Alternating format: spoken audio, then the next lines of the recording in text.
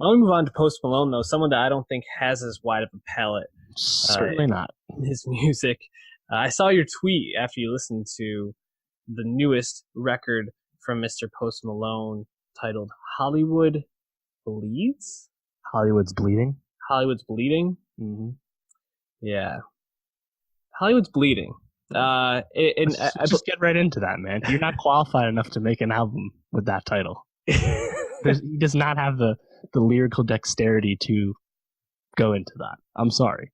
And as soon as I found out that was the album title, I was like, this is already going to be a letdown. Like, this is so stupid, so fake deep. And sure enough, that's exactly what we heard. God damn. I mean, first, shout out to Saint Tropez, because got a shout out on Lover, shout out on Hollywood's Bleeding the next weekend. That island, constantly just. It's the name of a J. Cole song from a few years ago too. So, yeah, but you seem to be very put off by this Post Malone album. It's just more of what you expect, but the problem is baseline Post Malone is not that interesting. It just happens to be algorithmically really successful. Yeah, but Dave, haven't you seen the videos of him singing tongue-tied?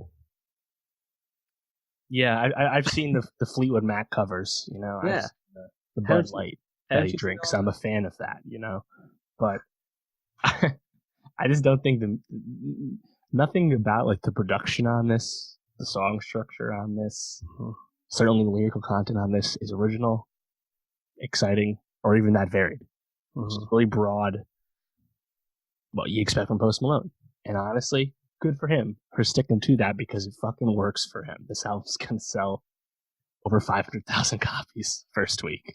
He's a star for a reason, but that reason doesn't appeal to me. So that's why I just don't like his music. I just don't think it really is that successful. And I remember track 5 on this new album. It's called 1,000 Bad Times. And it's a song that I think really grasps the appeal that Post Malone has for a lot of people. This guy has a incredible ear for melody. That's really what he's good for. What he does not have strength in is songwriting. And we already heard about the other 999 bad times. But hearing about the 1,000th one, I was like, you know what, man? I already know this song. You already told me this. And, Drake is a guy that knows how to rehash a theme or two, but he at least makes it sound different.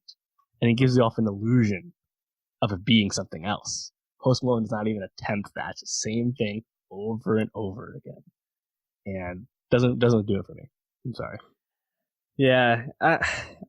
Post Malone makes me feel really old. Because he's obviously incredibly popular, and there's something people really love about him. And maybe it's what you said. Maybe it's just that he's really good with melody, and that's all people want. But I also know that I see a lot of people using his lyrics for Instagram titles, and people seem to really connect with some of these things. And I feel like I just don't really get the appeal. I don't find him to be really a very good artist, but I do have to say some of the songs grab you, and usually it's when he's working with other people for me. Yeah. Like, I mean, Sunflower is undeniable. It's a good song. Like, it's really fun to listen to. I thought it was great, and it's also, in my opinion, a Sway Lee song. Yeah, I mean it is, but Post Malone's on it, so I'll give him the props. I like Staring at the Sun, and when I heard it, I was like, oh, this sounds a little different. Then when I saw it was with SZA, I was like, all right, that makes sense. This sounds like a SZA song. When DaBaby comes on Enemies, I'm like, yeah, like the energy comes on, like that's for sure.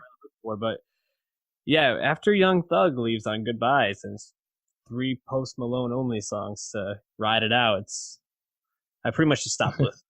Like, well, and that's the thing too. Track 17, the last one, is Wow, which is a song that came out back in December of last year, and that's a song where it's just young Posty doing his ratchet fun self, being fun time, being a rich guy, right? That's fun. I like hearing that. Yeah, that's just energy. That's just low stakes, But what I don't want to hear is the other 16 tracks where it's him telling me how sad he is and how tough it is being famous and having these groupies and doing all these drugs and fucking all these people without actually telling me anything about that. He's just telling me he's sad. Not telling me why. Not telling me how he got to that point. There's no depth to anything. It's just base level, tough times, right? And I guess that's relatable to people. That's why he's successful. But he's just not deep at all. So I just don't find that great. The other thing about Sunflower. Sunflower came out 11 months ago. Why is that on this album? That was already on the Into the Spider-Verse soundtrack.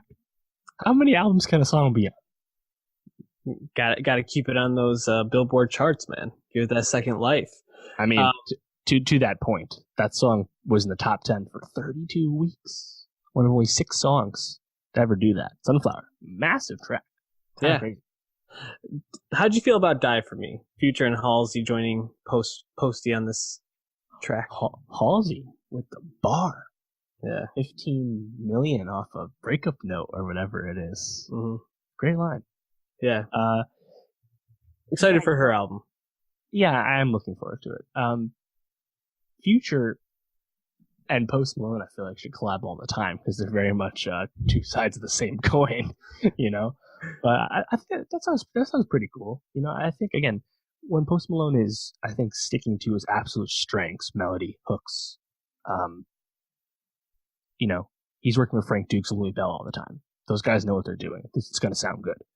I think Die For Me is pretty cool. Even Enemies, as you said. I think DaBaby, at first I thought that was a weird fit for Post Malone, and it's definitely a way different energy.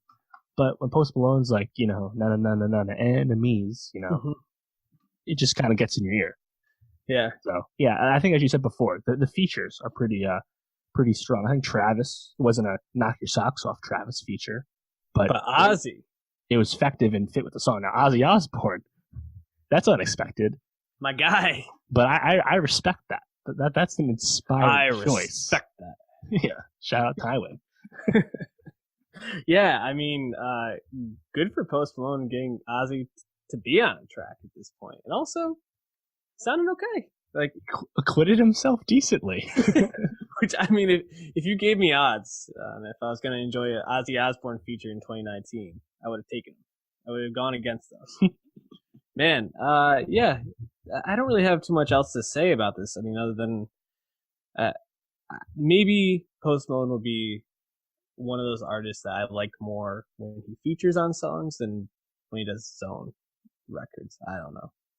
But yeah, you know, I'm thinking about that. My favorite Post Malone songs, come think of it, are songs that have a guest on there. Congratulations and Rockstar. And those do happen to be his 2 biggest songs, 9 and 8 times platinum, which is insane. But yeah, I think, and then Sway Lee, you know, that's another one. I think, yeah, when he's playing off someone else, I think it works really well. Or a song like Wow, where the bar is lowered and he's not aspiring to accomplish much with the song, and just kind of makes something fun, you know. I mean, did you like him on Fade off Pablo with Kanye? I thought he was kind of weird on that. I'm trying to think of the guest spots he's had recently. Man, I don't even recall him being on Fade.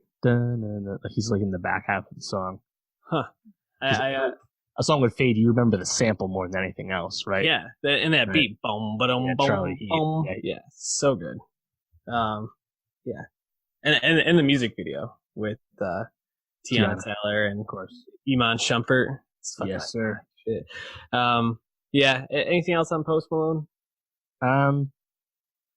This is gonna be what This is gonna be the second biggest week of the year.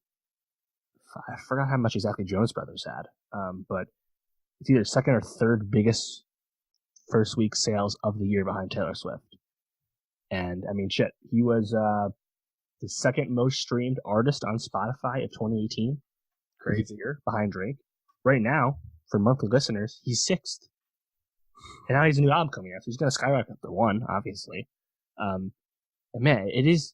We talked about this last year, Beer Bombs Bentleys, but it really is just wild how he truly is such a superstar.